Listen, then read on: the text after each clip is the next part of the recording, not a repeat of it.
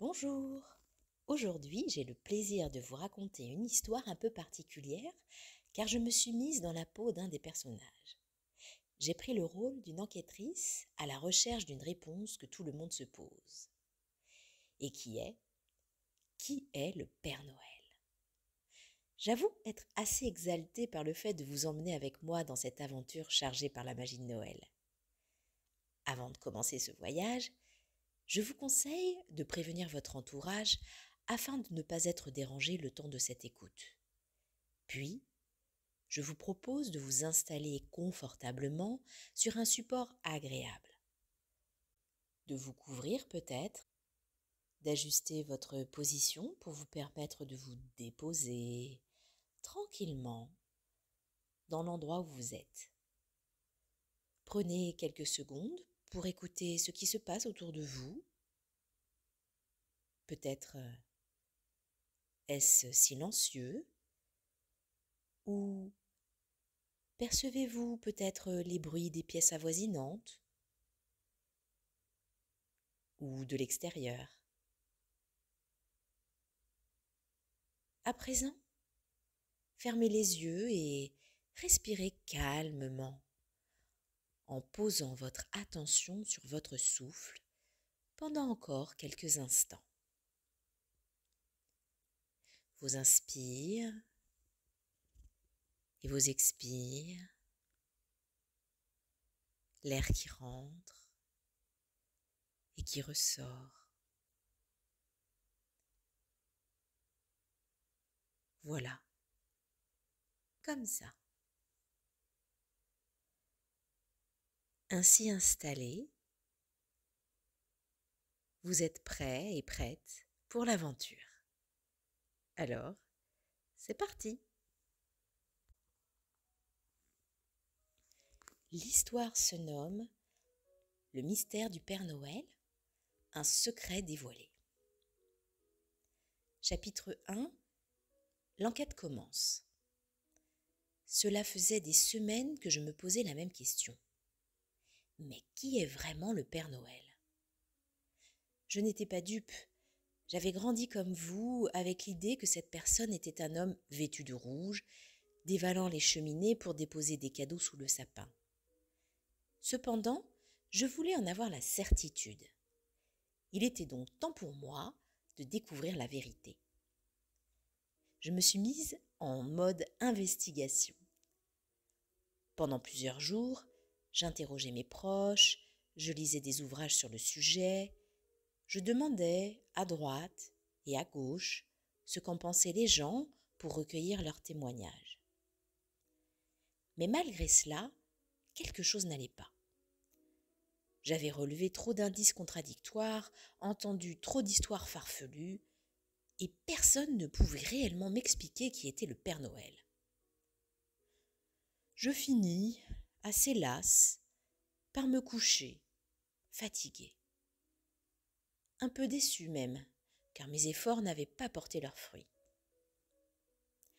Le lendemain matin, je reçus un mystérieux courrier. Une enveloppe rouge scellée d'un flacon d'argent contenant à l'intérieur un simple message. Le voici. Chère enquêtrice, le secret que vous cherchez à percer est plus proche que vous ne le pensez. Alors, suivez les lumières. Chapitre 2. Les lumières de Noël. Je pris ce message très au sérieux. J'étais reboostée par ce courrier et je décidai d'aller à la rencontre de ces dites lumières. Je commençai donc ma quête lorsque l'obscurité fut venue. C'était une nuit glaciale. Vous savez, ce genre de nuit où l'air a ce parfum de mystère propre au mois de décembre. J'avais pris le soin de bien me couvrir et de bien me chausser. J'étais parée. Je marchais dans les rues désertes de la ville, un carnet de prise de notes dans la main. Mes pas me menèrent vers un vieux quartier de la ville, car j'étais attirée par une lueur scintillante jaillissant de là-bas.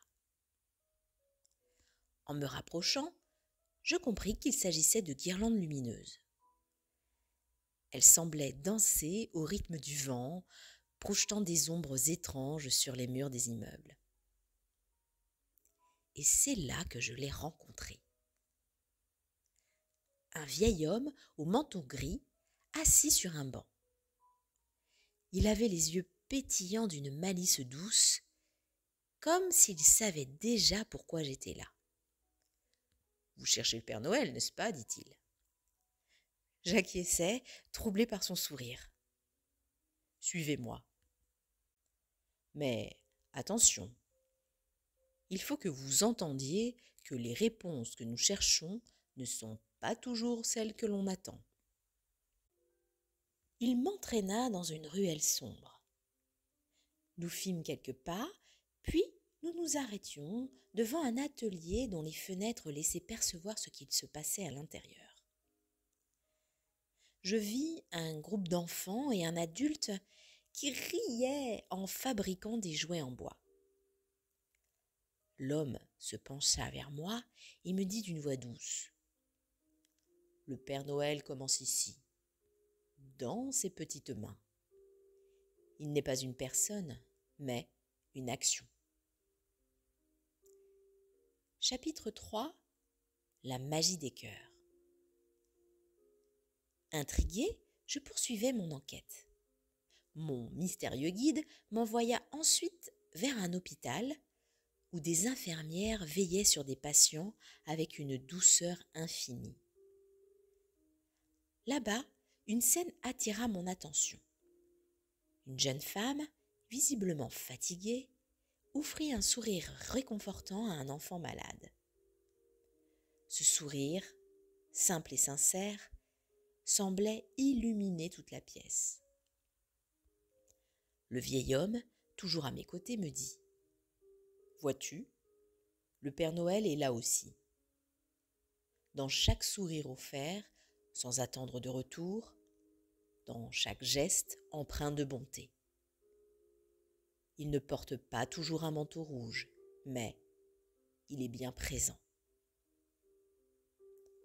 Chapitre 4 : Le vent des souvenirs. Nous quittâmes l'hôpital pour nous rendre dans une petite rue pavée, bordée de boutiques. Une librairie, toute décorée de guirlandes clignotantes, attira mon regard. À l'intérieur, un homme lisait une histoire à un groupe de personnes.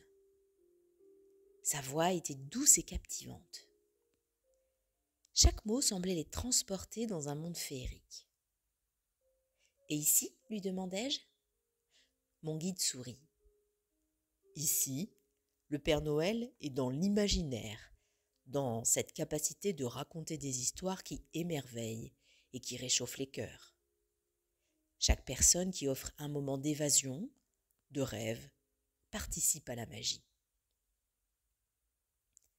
Chapitre 5 : L'éveil de la vérité. Nous continuions notre chemin, traversant une forêt enneigée. Le silence était presque total, seulement interrompu par le craquement de la neige sous nos pas. Une petite cabane éclairée par une lanterne apparut entre les arbres. À l'intérieur, une femme cousait des vêtements chauds pour des enfants démunis. Elle travaillait en silence, concentrée, avec une lumière particulière dans le regard. Le vieil homme posa une main sur mon épaule. C'est la générosité qui est l'essence même du Père Noël. Ce n'est pas une personne, mais un élan du cœur. Je restai un moment là, observant cette femme qui, sans qu'on ne lui demande, apportait de la chaleur à ceux qui en avaient besoin. Chapitre 6 : Un secret dévoilé. Nous retournions finalement à la place principale de la ville, où un immense sapin brillait de mille feux. Mon guide me fixa avec sérieux. « Alors, as-tu trouvé ta réponse ?» Je restai silencieuse, réfléchissant à tout ce que j'avais vu. « Si j'ai bien compris, lui dis-je, le Père Noël Ce n'est pas un homme en particulier, mais une somme d'actions, une essence. C'est l'amour, la bonté, l'imagination et la générosité qui parvient dans les cœurs de chacun. C'est ça? Le vieil homme hocha la tête pour valider mes propos. Tu vois, le Père Noël est une part de nous tous. Chaque fois que nous choisissons de donner, d'aimer, d'émerveiller ou de réconforter, il est là. Et puis, sans un bruit, le vieil homme disparut, me laissant seul devant le sapin scintillant. La froideur de la nuit glaciale n'était plus et laissa la place à une chaleur douce qui envahit mon corps. Celle d'avoir découvert un secret universel et intemporel. Cher auditeur, à présent que vous connaissez la vérité, laissez cette part de magie s'éveiller en vous. Soyez le Père Noël pour ceux qui croisent votre chemin. Offrez un sourire, une histoire, un geste de générosité, car au fond, la magie de Noël est la magie de l'humanité. Voilà, cette histoire est à présent terminée. Je vous remercie pour votre écoute attentive. Je vous remercie d'avoir pris ce petit temps pour vous, le temps d'une histoire. Et je vous souhaite de très belles fêtes de fin d'année. À bientôt.